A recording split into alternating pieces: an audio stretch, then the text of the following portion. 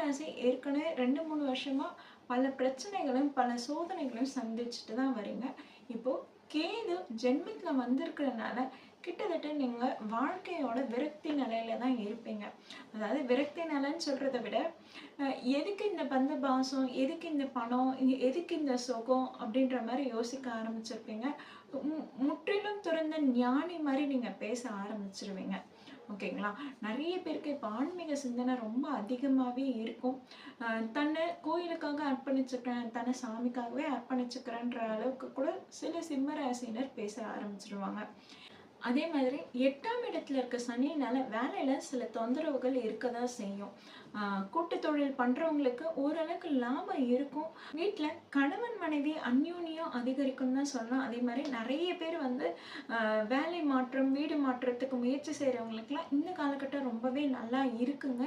நிறைய பேர் இந்த நேரத்துல டிராவலிங் அதிகமா பண்ணுவீங்க. அதாவது செப்டம்பர் மாதத்துல உத்திர நட்சத்திரத்துலேருந்து பூர நட்சத்திரத்துக்கு டிராவல் பண்றது கேது கிரகம்.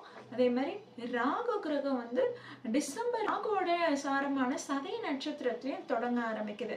ஸோ இந்த காலகட்டத்தில் மாணவர்கள் கொஞ்சம் அதிகமாக படிப்பில் கவனம் செலுத்த வேண்டியது வரும். அதே மாதிரி குழந்தைக்காக யாரா காத்துட்ருக்கீங்க அப்படின்னா ஐயுஐ ஐவிஎஃப் ட்ரீட்மெண்ட் எடுக்கணும்னு காத்துட்ருக்கீங்கன்னா அவங்களுக்குலாம் இந்த காலகட்டம் ரொம்பவே நல்லா இருக்குது.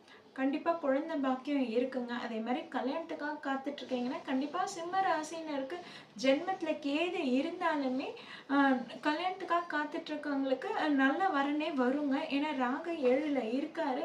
அதனால் வெளி மாநிலம் வெளிநாட்டில் அந்த மாதிரிலாம் நீங்கள் மேரேஜுக்கு நீங்கள் ப்ரப்போசல் வெயிட் பண்ணிகிட்ருக்கீங்க, அப்படி ஒரு அலைன்ஸ் வரணும்னு காத்துட்ருக்கீங்கன்னா அவங்களுக்குலாம் இந்த காலகட்டம் ரொம்பவே நல்லா இருக்குது. கண்டிப்பாக மேரேஜு செட் ஆகிடும். ஓகேங்களா? இது எப்போத்துலேருந்து டிசம்பர்லேருந்து ஏப்ரல் வரைக்கும். ஏன்னா ஏப்ரல் மந்தில் பூர நட்சத்திரத்துலேருந்து மக நட்சத்திரத்துக்கு கேது பயணத்தை தொடங்குறாரு.